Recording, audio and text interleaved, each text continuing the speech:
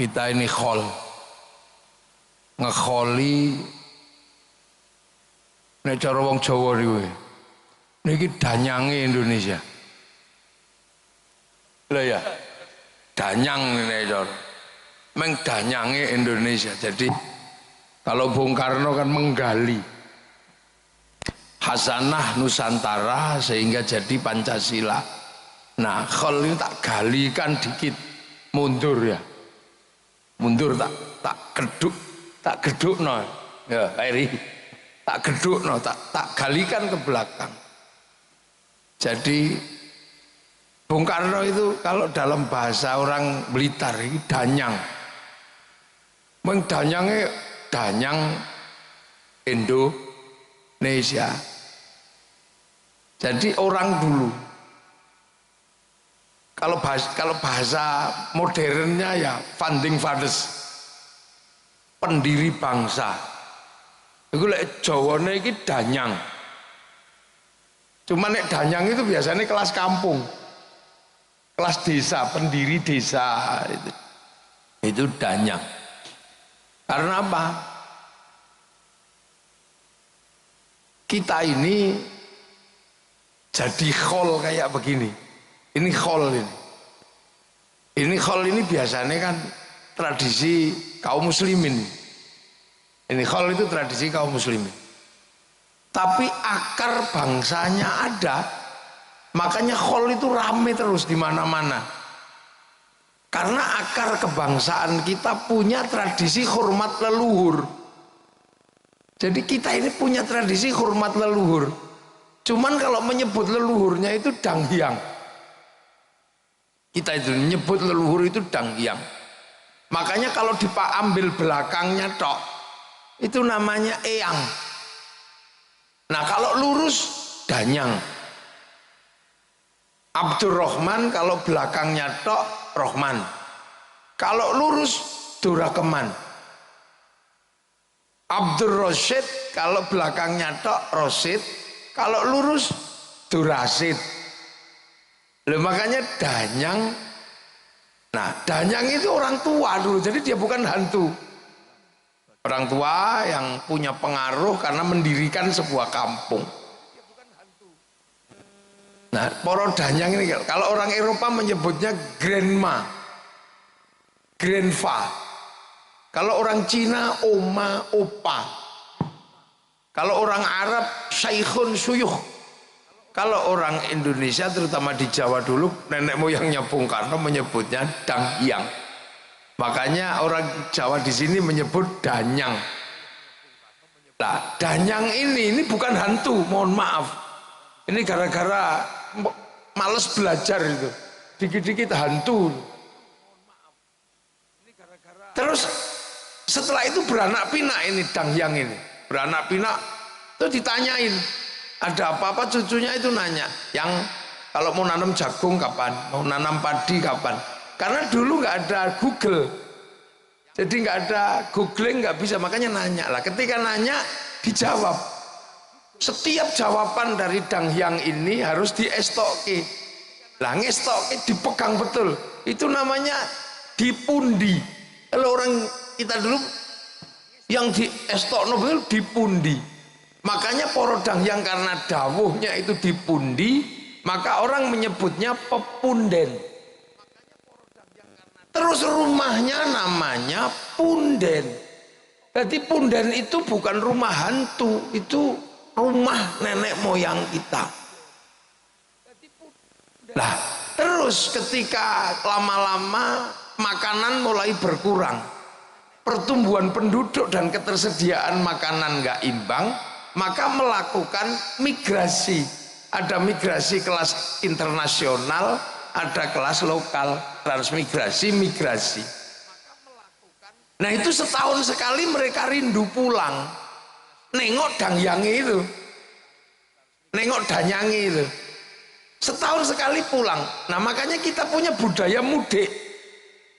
Kita ini budaya mudik tahunan untuk nengok dangyang. Nah bawa oleh-oleh. Sing hidup dikasihkan, yang mati disembayangi.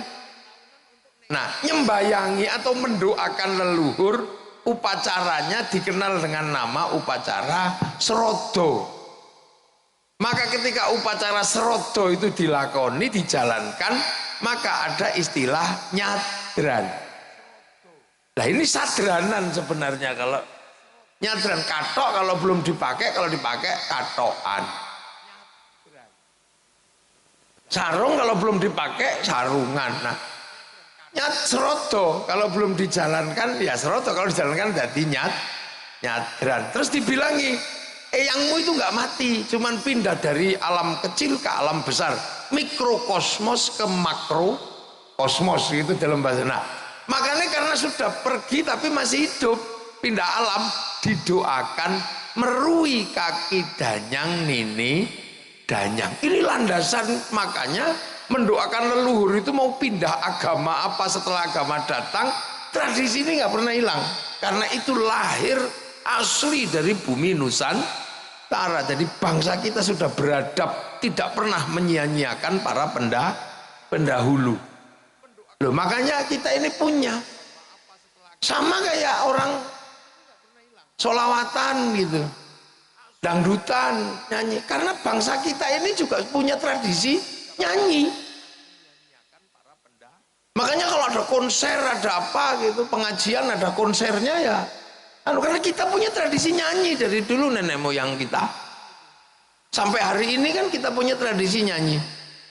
Di Jawa misalnya ono semut nyanyi, semut ireng anak-anak kebo bongkang nyanyi, weru mentok nyanyi deh, tok mentok tak kandhani, weru pipo nyanyi tak tutuk nganggo pipo ledeng. Loh, sampai bojone minggat itu nyanyi kok, dang Bali Sri nyanyi. Loh, bahkan silet itu dinyanyikan kalau orang Jawa. Demok silet ku dikenai. Loh, artinya makanya kita juga punya alat musik. Makanya kalau sesuatu dinyanyikan kita itu seneng. Makanya musik rap itu gak laku karena gak ada lagunya. Pagi hari saya makan, sore hari ke hall, tengah malam tidur, pagi hari hormat bendera. Ya gak laku, kok gak ada lagunya. Makanya kita juga punya alat musik. Makanya sekarang kalau ada dangdutan, ada konser ya ramai. Oh, kita juga punya alat musik. Bahkan orang Eropa alat musiknya mudah bikin ya, wong gitar, kayu tali, kayu tinggal motong, tali kasih. Orang Arab musiknya mudah, terbang kayu kulit, kulit tinggal motong, kayu tinggal ngeruai. Tapi kita punya alat musik gamelan loh ya, bangsa ini terbuat dari logam. Artinya hanya bangsa yang menguasai ilmu pertambangan yang maju dan penguasaan metalurgi yang mapan mampu membuat alat musik dari logam. Tuh, kita ini punya. Loh, makanya tradisi ini kita punya. Ini belum yang lain. Ini tak buka semua sampai subuh nggak rampung. Mungkin nanti kita buka di hall berikutnya. Tuh, kan ini terus ini mesti kita tahu. Kita punya akar. Nah, terus terkait dari danyang tadi yang serodo nyadran. Terus Islam kan datang ini ke Nusantara. Ini Islam datang ke sini mengajarkan hal yang sama. Kamu jangan lupakan para pendahulu. Ya, kamu jangan lupakan para pendahulu. Sebut dan doakan. Walladzina ja'u min ba'dihim yaquluna rabbana ighfir lana wa li ikhwanina alladzina sabaquna bil iman. Kamu jangan lupa bahwa orang-orang yang dulu bawa iman kamu doakan. Loh, makanya danyangnya Rasulullah. Loh, Rasulullah itu yang dua danyang, salah. Rasulullah itu punya danyang di Mekah sana. Yang buka hutan Mekah itu siapa? Nabi Ibrahim. Nabi Ibrahim itu yang buka hutan Mekah tadi, dari nggak ada apa-apa ditempatkan anak cucunya. Rabbana ini askantu min dzurriyyati biwadin ghairi dzar in 'inda baitikal muharram. Ketika berdoa kakinya ada tapak kakinya. Itu diabadikan sampai hari ini, nggak dihilangkan. Terus berdoa lain, Nabi Ibrahim berdoa, Rabbi ja'al hadza baladan aminan. Ya Allah, jadikanlah negeri ini negeri yang aman. Maka sampai hari ini kita umatnya Rasul diajarkan jangan lupa Nabi Ibrahim. Makanya setelah Allahumma sholli ala sayyidina Muhammad, kita mesti nyebut kama shallaita ala sayyidina Ibrahim wa ala ali sayyidina Ibrahim fil alamina innaka hamidum majid. Ini wa ala ali Ibrahim nggak pernah, dan yang itu disebut. Nah makanya kita ini mencoba meniru bahwa kita punya pendiri bangsa, punya founding fathers, Bung Karno. Tapi sejarahnya bisa ditafsirkan oleh banyak. Makanya kalau kemudian wali kota dan keluarga besar mau bikin khol secara terbuka, ini pas. Karena apa? Pendiri Indonesia tidak boleh dilupakan. Founding fathers Indonesia jangan sampai dilupakan. Jangan sampai anak-anak kita ini nggak ngerti. Jangan sampai. Nah cuman kalau Islam kan tidak, Nabi belum disebut. Makanya kita diajarkan ziarah kubur. Terus di kuburan kita disuruh mendoakan kan gitu. Makanya ada tahlil, ada yasin, dan diyakinkan orang mati itu nggak mati, masih hidup. La taqulu liman yuqtalu fi sabilillahi amwat bal ahyaun, masih hidup. Orang-orang meninggal itu masih hidup. Makanya harus kita peringati orang-orang meninggal ini di kuburannya, karena kalau enggak nanti makamnya ganti. Namanya berubah, kita ini bisa repot. Harus dijelasin. Terus diajarkan karena masih hidup, diajarkan apa? Ila hadrati ila ruhi. Terus Islam mengajarkan orang mati bawakan makanan yang banyak. Makanya Pak Iben menyiapkan makanan banyak, 5.000 tumpeng. Tapi jangan dibawa ke kuburan Bung Karno. Kita makan sendiri biar jadi sedekah. Makanya kemudian muncul istilah sedekah untuk memberikan apa? Kiriman kepada orang yang sudah meninggal, sehingga serodo nyadran klebon kemasukan istilah sedekah. Maka kemudian ada istilah sedekahan. Sedekah dijalankan jadi sedekahan. Berhubung sing meninggal wis di dalam bumi, maka kemudian juga ada istilah sedekah bumi. Begitu ada makan, kiainya pasti doanya Allahumma barik lana, Allahumma barik lana, Allahumma barik lana. Lah kok tiba-tiba setiap ada makanan kiainya datang doanya Allahumma barik lana. Maka kemudian karena burak-barik akhirnya makanan datang, ada yang menyebut barian, ada yang menyebut baritan. Ini menyebut barian, ada yang menyebut baritan. Nah, makanya kita alhamdulillah kita juga diajarkan jangan melupakan sejarah masa lalu. Intinya khol itu apa? Jas merah, kata Bung Karno. Jangan sekali-sekali sampean melupakan sejarah. Tapi intinya orang yang sudah meninggal kita doakan, kita sedekahi. Tadi sudah didoakan, disedekahi. Baru setelah itu kita bicara manakib atau sejarah orang yang meninggal. Tadi sekilas disampaikan sejarahnya Bung Karno. Tapi Bung Karno ini kelasnya kelas nasional, bahkan kelas internasional. Bung Karno ini bukan kelas lokal, beliau kelas internasional. Makanya sampean coba jalan ke Maroko sana. Itu ada jalan Soekarno. Di Kuba ada. Di daerah perang, daerah Pesawar sana ada nama Bung Karno. Bahkan sampean kalau mengaku Indonesia gitu ziarah ke makam Imam Bukhari, orang tahu oh ya Indonesia, Soekarno jalan. Bahkan sampai di Mekah ada pohon Soekarno. Jadi Bung Karno ini kelasnya kelas internasional. Karena apa? Karena nation state yang beliau bangun berjejer dengan nation state negara lain. Karena Bung Karno yang pertama berbicara bagaimana membangun bangsa. Ini gimana cara membangun bangsa? Karena bangsa kita ini kan sudah bangsa yang sudah utuh, sudah kuat. Sebagai nation kita ini sudah jalan sebagai bangsa. Kita mengenal bangsa Singasari, kita mengenal bangsa Majapahit. Bahkan bangsa kita bukan bangsa yang main-main. Makanya Bung Karno tidak pernah melepaskan bagaimana menggali masa lalu.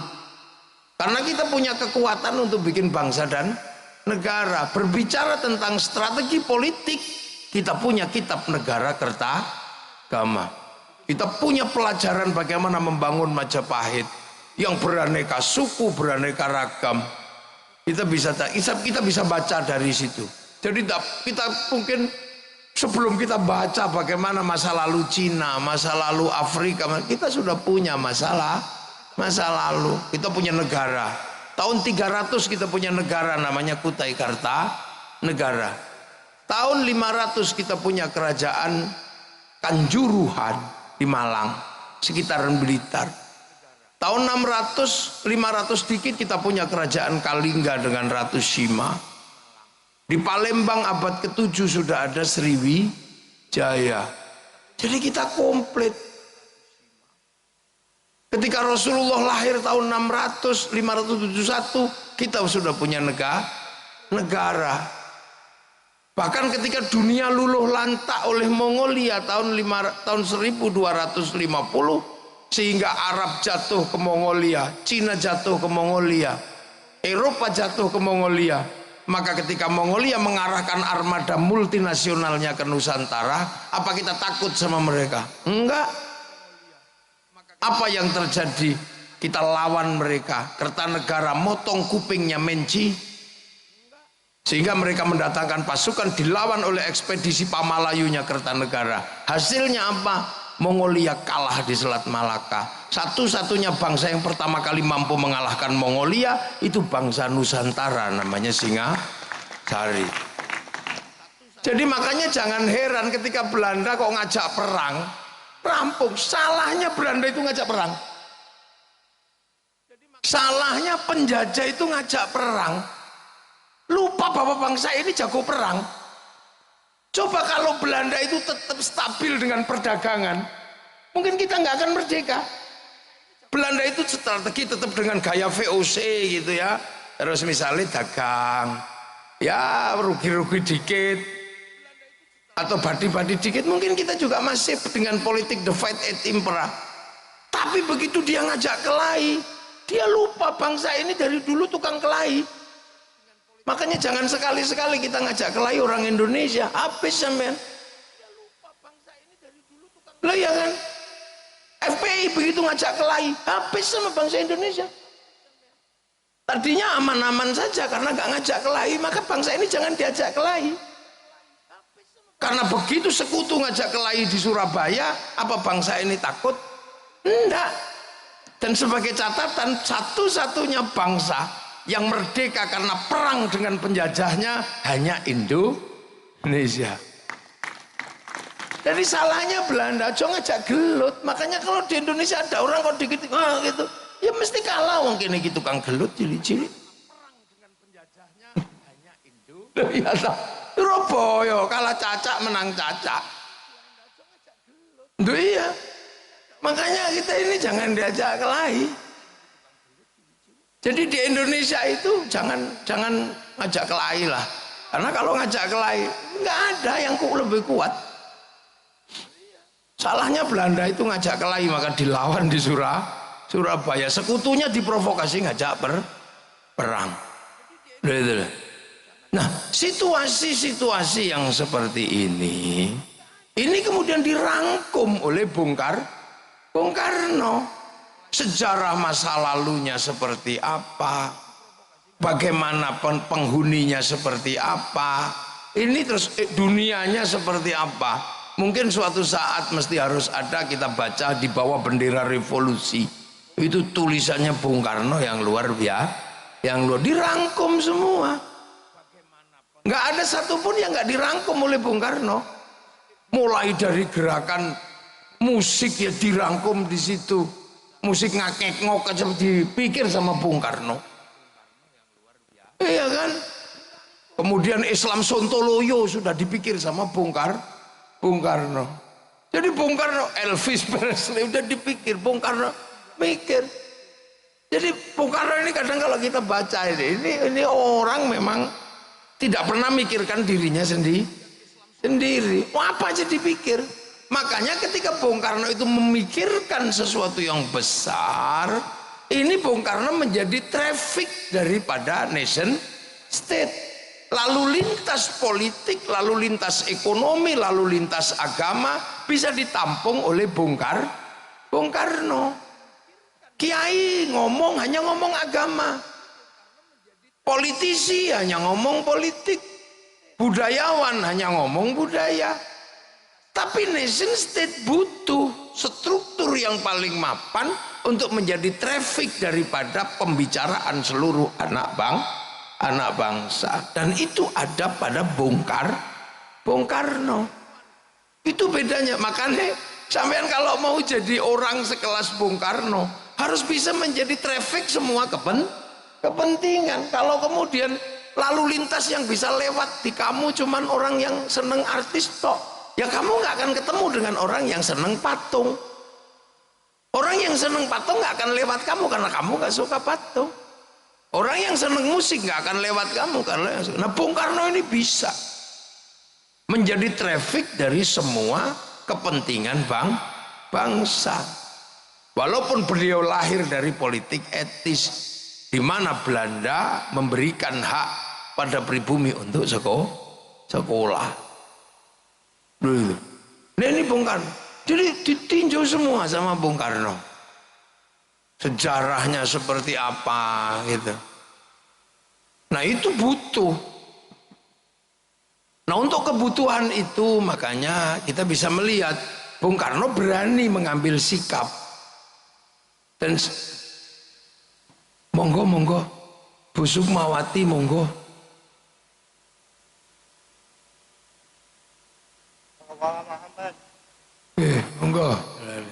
Monggo Bu Sukma monggo. Nggih. Monggo lah jenengan WA kula balak-balik niki. Kula pun disiki dine gak teko. Monggo mriki. Nggih. Nggih monggo. Monggo lenggah.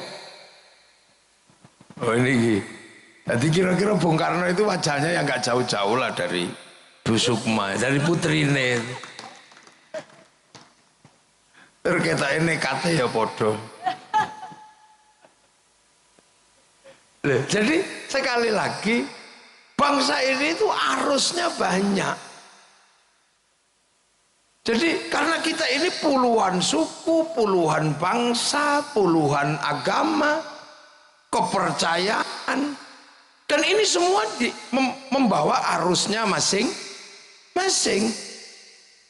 Semua punya ceritanya masing-masing. Semua punya ceritanya. Nah, yang mampu merangkum itu, nah itulah Bung Karno.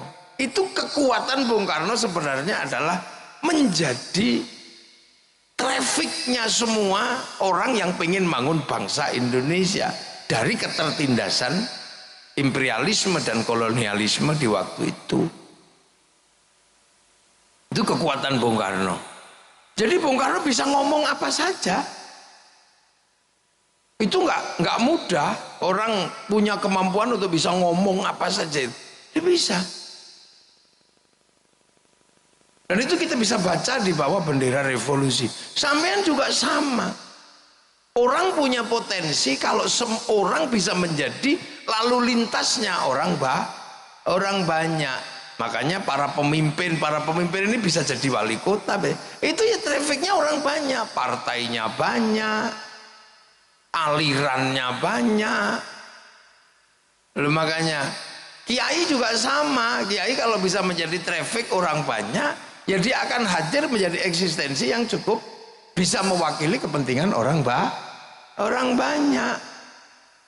Di zaman itu Bung Karno bisa. Nah itulah makanya ada istilah beliau ini pendiri.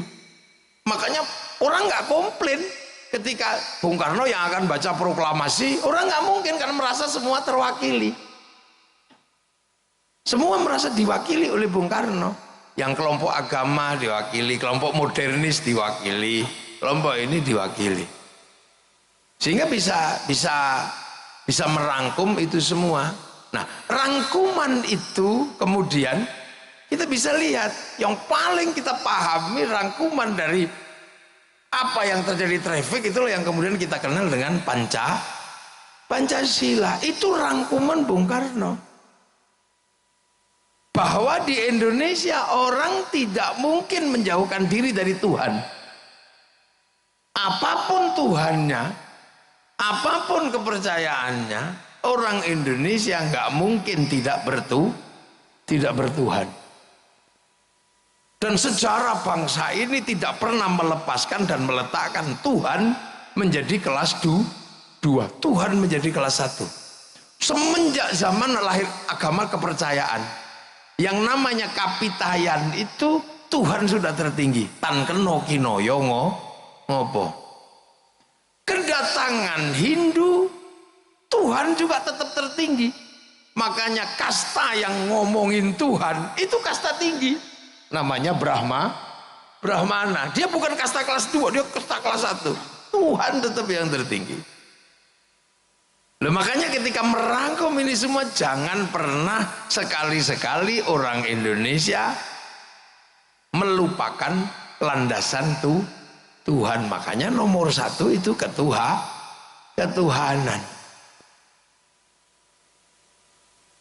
Nah, setelah ngurus urusan ketuhanan, jangan pernah melupakan bahwa urusan kedua adalah urusan manusia. Karena pergerakan dunia ini pasti karena manusia. Dunia ini ada dan kita bisa nikmati karena ada manusia. Kalau cuma sapi tok, itu dunia nggak bergerak karena sapi monoton. Kalau dunia itu hantu gitu, enggak, dia monoton. Tapi berhubung dunia ini manusia, ini nomor 1. Coba, manusia yang kita lihat sederhana ini menggerakkan dunia. Bibir manusia itu menggerakkan pabrik lipstik, asetnya triliunan. Makanya semalam saya di PDI Jogja, saya bilang kalau bisa itu kita ini punya patung manusia. Jadi kalau bisa sampean itu di rumah itu punya patung manusia, bukan untuk disembah atau apa, tapi sampean hitung apa yang bergerak di dunia ini yang bersandar pada manusia. Kamu bikin patung aja manusia gitu, itu kepalanya itu menghasilkan industri topi, industri semir, triliunan di situ. Kopiah, topi, kemudian rambut menghasilkan semir, di dalam rambut menghasilkan kutu menghasilkan pabrik peditok. Loh, itu kalau dunia ini apa yang tidak bergerak dari manusia? Maka setelah urusan Tuhan, ini kuncinya di manusia. Coba, ada negara yang hidup cuma dari muka manusia, ada, Prancis. Dia cuma hidup dari blush on, dari lipstick. Lihat gigi manusia melahirkan apa? Pabrik odol, pabrik sikat. Itu di kepala ini asetnya triliunan. Jadi kalau kita berbicara manusia, jadi ojo sembrono zaman dengan manusia. Cuman kadang kita nggak pernah mikir manusia, kita cuma begitu mikir kambing lupa manusia. PDI begitu mikir banteng lupa jangan banteng lali menungso manusia. Iya, mata ini melahirkan industri moto triliunan asetnya, sampai apa itu yang namanya hidup ini orang bisa hidup, ibu-ibu ini bisa hidup, itu karena apa? Alis ini ya Allah triliunan. Jari ini menghasilkan industri kuku, ini potong kuku, manikur, pedikur. Loh, ini bergerak. Makanya setelah Tuhan menciptakan dunia ini, kamu lihat manusia dulu, manusiaan, jangan sembrono. Mau nindas, mau ditindas, mau perang, mau apa, kuncinya ada di manusia. Nggak ada perang sapi, nggak ada. Sapi bisa bertarung karena dinaiki manusia. Kuda berkelahi karena dinaiki manusia. Coba. Ada negara-negara manusia yang bisa hidup. Lihat manusia ambekan, bikin industri oksigen. Yang kemarin ketika COVID, betapa mahalnya oksigen, yang orang Blitar nggak pernah kepikiran. Baru kepikiran oksigen itu cuman kalau ada entutnya baru kepikiran cari oksigen. Bayangin dunia ini bergerak di manusia. Turun ke bawah dikit, itu ada di pantat menghasilkan industri kursi. Begitu berbicara yang keluar dari pantat, ada industri pempes, triliunan itu asetnya. Loh, jangan dikira itu sederhana. Begitu nya nggak keluar, ada industri dulkola. Begitu keluarnya terlalu lancar, melahirkan industri pabrik obat mencret, diapet, terus stop lu, modio lu, coba sampean naik dikit bagian depan menghasilkan industri kondom. Coba, loh, itu industri. Jadi dunia ini bergerak itu di situ. Makanya kemanusiaan ini tidak boleh sampean tinggalkan setelah urusan Tuhan. Dan setelah itu sampean harus mikir. Makanya para pemimpin kepala daerah ini harus punya patung. Pak Ibin, lu santri kula niku Ibin niku. Kula sing ngomong niku mbiyen ning Jogja. Saiki dadi wali kota ya wis top. Dadi muridku wis ono sing dadi wali kota. Top, makanya berapi-api. Berdemonstran ya. Jadi coba, apa yang tidak ada dari manusia coba? Ada syuting. Itu syuting, itu kenapa? Karena manusia pengen gambarnya ada. Ada rokok karena manusia ngantuk. Coba, nggak ada satupun di dunia ini yang nggak berhubungan dengan manusia. Makanya manusia harus mendapatkan prioritas kedua setelah ketuhanan. Tapi ingat satu prinsip, manusia nggak bisa mandiri, manusia nggak bisa independen. Dia butuh dengan yang lain, butuh lingkungan, butuh manusia yang lain. Manusia nggak bisa hidup sendiri, sudah. Makanya konsep kehidupan begitu, manusia nggak bisa berdiri sendiri, dia butuh orang lain. Pengen cantik butuh orang Prancis. Kita minum di sini butuh Danon. Kita butuh malah macam-macam. Manusia nggak bisa hidup sendiri. Makanya ketika manusia nggak bisa hidup sendiri, sama Tuhan, kamu manusia hidupmu karena makan. Maka ketika kamu makan, jangan melupakan yang lain, bahwa di dalam makananmu ada intervensi, ada keterlibatan orang lain. Makanya manusia yang paling nyata hidupnya karena makan, maka makan mengingatkan kita bahwa makan tidak independen. Maka doanya Allahumma barik lana. Kenapa bukan barikli? Kenapa berkahilah kami dalam makanan? Karena makan kita melibatkan orang yang kadang kita nggak tahu tempatnya di mana, sukunya apa, agamanya apa. Kita makan nasi. Begitu kita makan nasi, pasti di situ melibatkan sawah karena sapi ditanam padi itu. Begitu sawah melibatkan negara, melibatkan menteri ATR, melibatkan BPN, karena kalau enggak sawah pasti perang. Setelah padi itu ditanam, kita melibatkan pabrik pupuk, entah di mana pabriknya kita nggak tahu. Kita nggak tahu pabriknya di mana, siapa yang bikin insinyurnya. Begitu kita panen, kita melibatkan mesin pemanen. Begitu kita masak nasi, kita melibatkan pabrik kompor.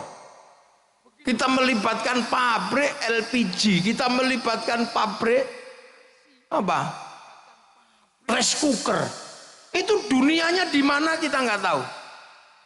Jadi makan itu transnasional. Dan sebenarnya begitu nasi itu ada di piring, kita melibatkan pabrik piring. Begitu kita makan ada bumbunya, yang nanam bumbu di mana kita nggak tahu. yang nanam bawang di mana, yang nanam merica di mana.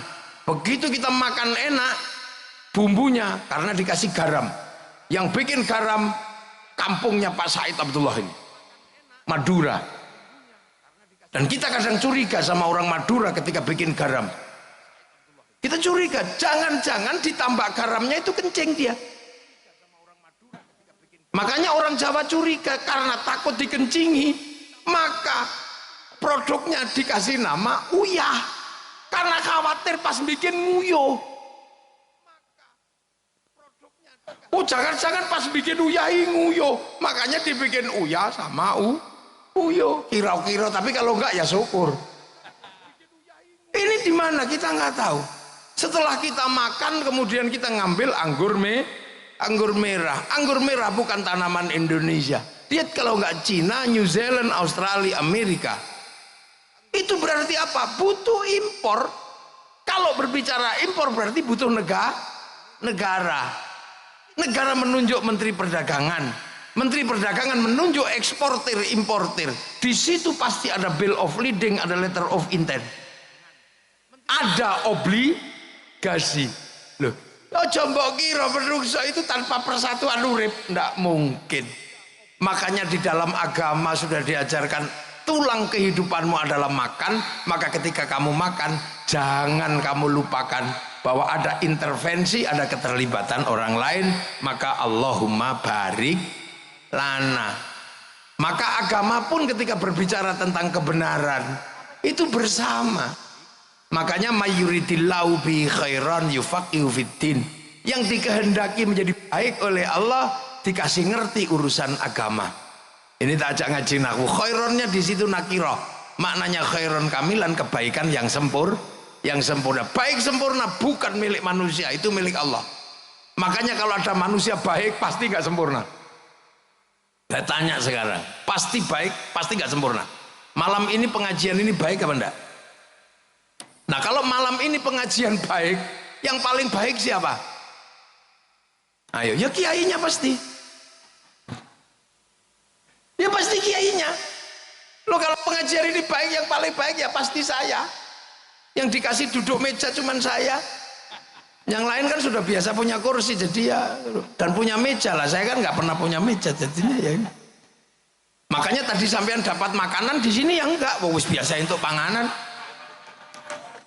Loh, tapi saya nggak boleh mengaku yang terbaik, nggak boleh. Karena saya baik terlihat di sini, diundang sama wali kota. Kalau saya nggak diundang wali kota, nggak kelihatan saya ada di sini. Nah kalau gitu baik saya apa baik wali kota? Ya nggak bisa, saya nggak datang wali kotanya jelek. Loh itu baru 2 orang sudah ribut, saya sama wali kota. Apalagi kalau sampean ikut-ikutan, yang baik ya saya, kiai, kami. Lah kenapa mau datang? Karena kalau nggak ada orang duduk di situ, ini bukan pengajian, bukan khol, ini cek sound. Loh, terus kata tukang sound yang paling baik ya kami, kiai. Lah kok nama? Nek sound tak pateni ya bubar katanya. Kata Pak Wali Kota, ya coba pateni rata bayar. Ya kan? Ini menjadi indah karena ya ono sing masang tenda. Padahal biasanya yang suka masang tenda ini sholatnya juga nggak terlalu rajin. Loh, mana ada baik itu berdiri sendiri. Makanya orang kalau baik jangan mengaku paling baik, karena baik itu nggak independen. Makanya karena manusia ini nggak mungkin hidup tanpa persatuan. Nah sekarang persoalannya adalah bagaimana orang bisa menghargai orang lain, karena manusia nggak bisa hidup dengan dirinya sendiri. Bagaimana manusia bisa menghargai orang lain yang ada dalam hidupnya? Kiai sholat, ada dalam hidupnya peranan orang Cina. Karena kiai kalau sholat harus tutup aurat. Begitu tutup aurat, ini kain, ini bikinan pabrik kain. Yang punya pabrik kain itu Cina. Jadi dalam sholat itu Cina juga hadir. Makanya kiai nggak boleh ngamuan sama Cina, karena kalau Cinanya pergi, kitanya udah. Loh, dalam kehidupan kita nggak bisa kita ya. Kita sholat wudhu, kaum muslimin wudhu pakai air. Yang nyiapin keran sama pipa siapa? Mas Pion. Maka kita nggak boleh anti industri. Begitu kita bikin masjid, ada pabrik semen di situ. Itu siapa yang bikin? Ya orang-orang Krakatau Steel sana. Kita pergi haji, itu pasti bayar ke bank. Maka kiai nggak boleh mengharamkan bank, karena begitu bank haram, kita nggak jadi pergi haji. Wong pilotnya nggak mau dikasih duit. Loh ini, loh, yang kayak gini. Makanya sekarang ada konflik Yahudi gitu. Hancurkan Yahudi semua, ya sisain lah dikit, jangan habisin semua. Karena pesawat itu bikinan sana. Begitu sana nggak ada semua terus mati lah, kita renang. Loh itu makanya konsep hidup ini nggak boleh orang semena-mena dia. Nah, yang menopang itu semua apa coba? Perasaan setara antar suku, antar anak bangsa, antar agama. Itu konsepnya ada di mana? Ada di Indonesia. Konsep apa? Konsep hidup yang pernah ditawarkan oleh Rasulullah Muhammad Sallallahu Alaihi Wasallam. Konsep kullukum ra'in wa kullukum mas'ulun an ra'iyati. Kalian semua adalah para pemimpin yang harus hidup saling tanggung jawab antara yang mimpin dan yang dipimpin. Konsep bertanggung jawab dalam perbedaan suku, bangsa, agama, tapi hidup setara, itulah yang disebut ra'iyah. Ra'iyah itulah yang akhirnya dipakai oleh pendiri bangsa ini untuk menyatukan perbedaan menjadi rakyat. Makanya Bung Karno tidak memilih konsep, tidak menerima konsep people.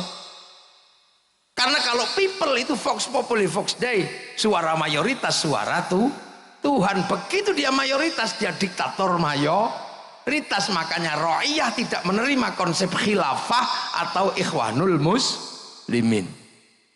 Ra'iyah juga nggak bisa menerima konsep, Bung Karno nggak menerima konsep komunis. Karena komunis itu adalah diktator mayoritas, sama diktator proletariat. Makanya konsep yang dipakai adalah ra'iyah, yang akhirnya antar suku yang berbeda bisa setara, antar agama yang berbeda bisa setara. Nah itu yang kita kenal dengan konsep rakyat. Akhirnya yang tadinya kawulo di Jawa bisa mandiri bilang kulo. Yang tadinya hamba sahaya bisa tegak bilang saya. Yang tadinya abdi di Sunda bisa bilang abdi mah. Yang tadinya orang Banjar pukulun bisa bilang ulun. Itu karena apa? Karena konsep ra'iyah atau rakyat. Maka persatuan hanya bisa dijalankan kalau manusia menggunakan prinsip kerakyatan. Dan satu-satunya muslim terbesar dunia yang bisa mempraktekkan menggunakan konsep ra'iyah hanya muslim Indonesia. Terus mbok arani Bung Karno yu ora santri ngono kira-kira. Bisa menerapkan konsep itu. Saudi kembali menjadi kerajaan. Beberapa negara di Timur Tengah komunis. Kita menggunakan idiom yang asli. Makanya ra'iyah itu kalau ngumpul namanya musyarakah. Apa musyarakah? Yang tadi saling bersekutu, saling melengkapi. Cina melengkapi, Jepang melengkapi, orangnya nggak datang, Sonnya datang. Orang Korea nggak datang, Samsungnya datang. Ya datang semua ini loh. Nah itu musyarakah yang kita jadikan istilah lokal masyarakat. Makanya musyarakah ini indah dan itu di Indonesia terjadi. Nah musyarakah ini kalau mau mengambil keputusan musyawarah wasawirhum fil amri, bermusyawarahlah dalam berbagai urusan kamu. Makanya konsep musyawarah ini kemudian terlembagakan Majelis Permusyawaratan Rakyat, Dewan Perwakilan Rakyat. Idiomnya masih idiom yang sama. Maka kemudian majelis dan dewan ini membentuk lembaga mewakili musyawarah, membentuk panitia lah. Panitia ini kita bisa lihat sudah tidak lagi berbicara kamu sukunya apa, pengen kepala desa daftar, pengen jadi bupati daftar, pengen jadi DPR daftar, semuanya punya hak yang sama, nggak pernah dibedakan kamu turunan siapa, kamu siapa. Setelah daftar, karena ini demokrasi prosedural, cari teman sebanyak-banyaknya. Kalau nggak bisa cari teman sebanyak-banyaknya, beli. Nek ndek duwe ngono lho, ya piye meneh. Itu konsep musyawarah. Makanya yang nata dulu, yang digali oleh Bung Karno ini kerjaan siapa? Kerjaan para wali. Nah, kenapa di Indonesia Anda mengenal wali? Karena dulu Indonesia itu Hindu, kasta tertinggi Brahmana. Makanya yang bisa imbang berbicara dengan Brahmana para wali. Saudagar nggak bisa ngomong agama di Nusantara karena saudagar itu kastanya Sudra. Ya wali. Makanya akhirnya penataan ini oleh Bung Karno dilembagakan menjadi wilayah. Al-wali, al-wilayah. Jadinya apa? Konsep ra'iyah musyarakah musyawarah menjadi wilayah yang disebut NKRI, Negara Kesatuan Republik Indonesia. Hasilnya apa? Arab satu bangsa pecah puluhan negara, Cina satu bangsa pecah puluhan negara, Afrika satu bangsa pecah puluhan negara. Kita puluhan suku bangsa agama mampu bersatu dalam satu negara kesatuan Republik Indonesia. Lah itu, makanya ini kerakyatan menjadi landasan. Terus yang mimpin siapa? Harus orang yang jernih, hatinya penuh nilai ketuhanan. Hati yang penuh ketuhanan nilainya disebut hati yang penuh hikmah. Maka kerakyatan aja bisa dipimpin oleh hikmah. Ini bahasa-bahasa padat yang luar biasa, yang saya nggak yakin orang sekarang bisa menggali bahasa yang padat itu. Oleh hikmah, kebijaksanaan. Ingat, kebijaksanaan. Karena apa? Tempat orang di mana-mana. Kalau misalnya presiden Indonesia asalnya dari Jakarta, kok yang diurusi Jakarta tok. Jadi Bupati Blitar itu asalnya dari Kecamatan Pelingi, kok yang diurusi Pelingi tok. Itu bukan bijaksana, itu bijak sini. Loh, makanya kebijaksanaan bukan kebijaksinian. Butuh permusyawaratan dengan konsep perwakilan, akan tercipta keadilan sosial bagi seluruh rakyat Indonesia. Loh, ini nggak ada lagi yang cerita sekarang. Nggak ada lagi bahwa ini butuh darah dulu. Untuk tegaknya NKRI itu butuh darah. Jangankan NKRI, mendirikan bendera itu mati dulu orang. Yang sekarang harganya 15.000 mungkin, itu dulu mati sampean. Karena ini negara, karena berhadapan dengan negara yang lain. Di Jogja takut biar gak ditembak itu kalau mendirikan merah putih, taruh dalam rumah. Belanda curiga, tiangnya dikasih tebu. Masih curiga tiangnya dikasih kelapa, masih curiga tiangnya dikasih pisang, masih curiga tiangnya dikasih kelapa padi, masih curiga bawa tumpeng. Begitu tumpengnya habis, padi mengering, pisang rontok, kelapa rontok, padi rontok, yang tersisa apa? Tinggal merah putih di dada kami anak-anak Indonesia. Begitu masuk Surabaya, masalah. Merah putih biru, Surabaya gak kena di kalah cacak menang cacak. Begitu merah putih biru disobek, hasilnya apa? Berapa ribu yang mati berkalang tanah itu demi berkibarnya merah putih. Sekarang merah putih udah nggak minta nyawa, cuma minta gini dok. Iku ono sing alasan musyrik, ono sing alasan bid'ah. Kayaknya orang itu di zaman perang kakek buyutnya mata-matanya Belanda itu. Jadi menjadi bangsa itu enggak kok terus kemudian idiom slogan dia diperjuangkan. Makanya ketika menjadi Indonesia ini ada yang berkalang tanah yang disebut pahlawan, ada yang disebut pejuang, veteran, itu semua bergerak kan gitu, itu semua bergerak dan itu dialami langsung Bung Karno di penjara, dari penjara ke penjara, dari suka miskin. Padahal Bung Karno itu kalau mau hidup enak gampang, wong orang pinter zaman segitu. Iya, orang pinter zaman segitu kan nggak terlalu susah. Ikut Belanda aja udah beres. Jadi komprador. Tapi beliau memilih jalan perjuangan yang pasti terjal. Ditopang oleh beberapa kekuatan. Ayo, trafik yang berbeda-beda memerdekakan bangsa. Pakai Pancasila. Nah ini nggak ada yang cerita sekarang. Amerika itu konsen dengan cerita seperti ini agar bangsanya tetap dikenang sebagai masa lalu oleh anak-anak masa depan. Kita bisa lihat betapa mereka konsen di film Hollywood, mulai dari Wild West sampai The Last of the Mohican. Dia ceritakan, bayangkan, diganggu sama Vietnam, dia bikin Rambo 1 sampai 6. Bangsanya diganggu secara spiritual oleh Cina, dia bikin American Shaolin, American Kungfu. Diganggu sama Jepang, dia bikin American Samurai, American Ninja. Bahkan samurai terakhir dari Amerika namanya Tom Cruise dalam film The Last Samurai.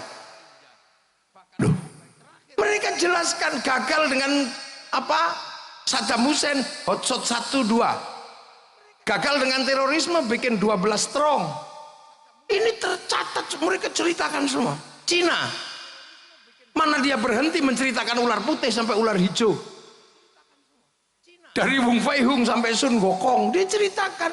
Karena tahu bahwa bangsa ini nggak boleh melupakan sejarahnya. Dia ceritakan. Jepang, lebih berat lagi di Jepang. Karena semangat membangun bangsa dengan menanggung beban luar negeri namanya dumping. Semangat Bushido diceritakan, semua diceritakan mulai Oshin sampai rezim Tokugawa dan restorasi Meiji runtuh, diceritakan dengan epik yang luar biasa dalam sebuah cerita Samurai X dengan tokohnya Rurouni Kenshin. Loh, ini dibangun.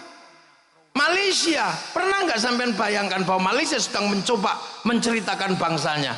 Dia kembalikan bangsa Malaysia, orang Melayu kepada Si Upin dan Si Ipin. Si Ipin dan Si Upin gak boleh lupa, fundamen bangsa Malaysia ada keterlibatan orang India. Maka kenalkan Si Upin dan Si Ipin dengan anak kecil namanya Jarjit. Dia gak boleh ribut dengan anak-anak Cina, kenalkan Mei Mei. Dia gak boleh ribut dengan anak Indonesia, kenalkan Susanti. Loh, ini bangsa lain kerja. Malaysia apa Singapura Korea menceritakan apa? Dia ceritakan dari meja makan dengan derai air mata namanya drakor. Hasilnya apa? Dominasi finansial, kemandirian bangsa mereka dimulai dari membangun apa? Glorifikasi bangsanya masing-masing. Amerika mengeluarkan sejarahnya, produk Amerika masuk ke Indonesia laku semua, mulai dari celana jeans sampai McD sampai segalanya laku karena glorifikasi mereka berhasil. Glorifikasi orang Jepang membuat produk-produk Jepang laku di seluruh dunia. Glorifikasinya orang Korea membuat makanan Korea laku, pakaian Korea laku. Dan terakhir, tragis sekali, saya ini generasi 90-an, generasi rock. Iya, generasi rock, generasi saya itu. Musik rock yang dulu melegenda bahkan mampu menjebol perang dingin antara Amerika sama Rusia, itu namanya Metallica. Dia konser di Moskow di Lapangan Merah, pengunjungnya 6 juta. Semua menganalisa nggak mungkin bisa dikalahkan, bahkan Woodstock juga nggak akan bisa mengalahkan, karena konser itu menjebol perang dingin. Itu sejarah yang nggak mungkin bisa dilupakan dalam situasi luring. Begitu ada COVID, diajar sama BTS. Sekali konser yang nonton 100 juta orang lebih. Seminggu 4 kali, 1 tahun saya hitung pemasukan dari BTS yang ceng itu. 1 tahun pemasukan ke Korea 2.500 triliun. Kalah korupsinya Wilmar. yang cuman 11. Loh, ini duit semua sampean, jangan dikira. Loh gitu. Makanya waktu itu Bung Karno begitu jadi bangsa, apa yang beliau pikirkan? Berdikari. Mari kita berdiri di kaki sendiri. Tapi tantangan terbesar Bung Karno adalah Hitler yang jatuh, 45 mati, 48 Jerman jatuh. Apa yang terjadi? Pisah antara Soviet sama Amerika. Bung Karno dipaksa, you mau ikut Soviet apa ikut Amerika? Enggak, non blok. Maka kemudian bikin Asia, Afrika, macam-macam. Dan enak ketika bikin non blok karena apa? Intelektualnya nasionalis. Balai Pustaka sebagai pusat pengetahuan ditanya, kita mau berkiblat kemana kalau kita non blok? Apakah kita akan menduplikasi Eropa? Enggak. Ada novel berjudul Salah Asuhan. Apakah kita akan menduplikasi model Arab? Enggak. Di bawah lindungan Ka'bah. Apakah kita akan menduplikasi Belanda? Oh jangan. Tenggelamnya kapal Van der Wijk. Apakah kita akan bangun murni Indonesia? Siti Nurbaya. Jawaban. Tapi Bung Karno bertahan di situ juga nggak mudah. Karena apa? Gelombang industri dunia bergerak menyasar seluruh masyarakat dunia. Akhirnya kemudian hanya bertahan dari 45 mendekati 65. Kemudian bangsa ini ada yang nyelip, membawa apa? Membawa sesuatu dari luar yang akhirnya kita harus apa? Membuka diri karena perubahan yang ada di luar. Masuklah kapitalisme model baru namanya developmentalism. Nah akhirnya ya sudah, Bung Karno terjatuh. Nah dengan berbagai epiknya, ada dinamika PKI, ada dinamika apa. Ini sebenarnya adalah perubahan yang harus ditanggung oleh Bung Karno yang mau bertahan dengan berdikari. Karena tetap mempertahankan konsep marhen, punya sawah sendiri, dikelola sendiri, itu masih bisa. Tapi semakin lama orang hidup seperti itu nggak bisa. Karena di sawah yang tadinya cuma butuh pawon, dapur, butuh kayu, sekarang butuh kompor gas, itu industri. Sudah nggak bisa begitu. Kemudian beli kompor gas pakai WA, Bu kirim kompor gas. Begitu WA, yang terlibat adalah Mark Zuckerberg. Loh, ya kan? Mark Zuckerberg pakai cloud di sana. Begitu kita bilang, ya sudah, pakai transportasi, semua sudah nggak bisa. Ini dunia baru, dunia digital.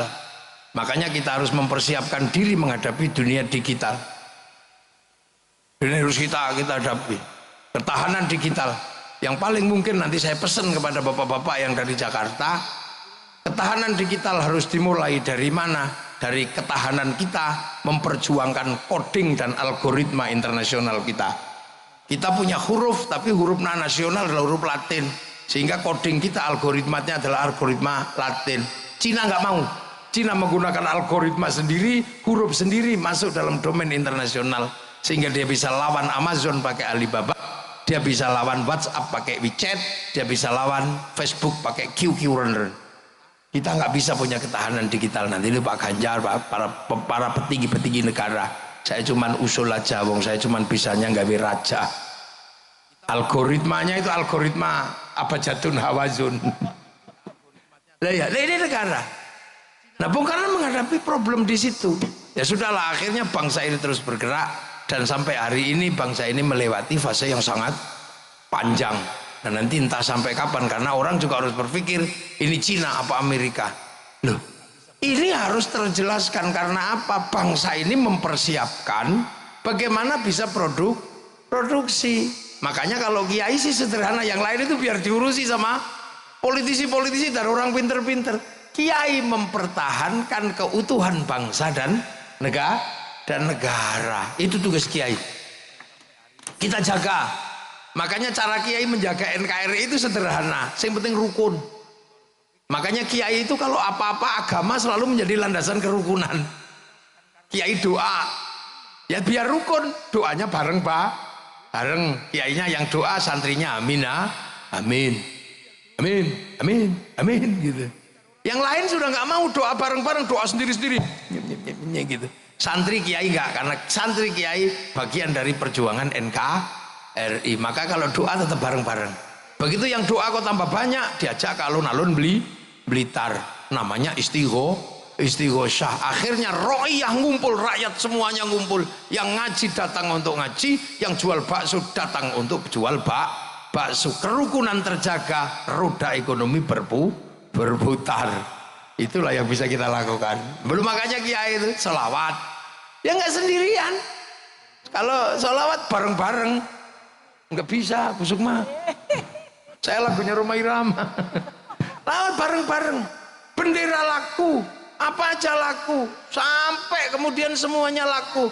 Roda ekonomi berputar, kerukunan terjaga. Peringatan Maulid Nabi, kita kumpul di mana? Kita keluarin uang, iuran.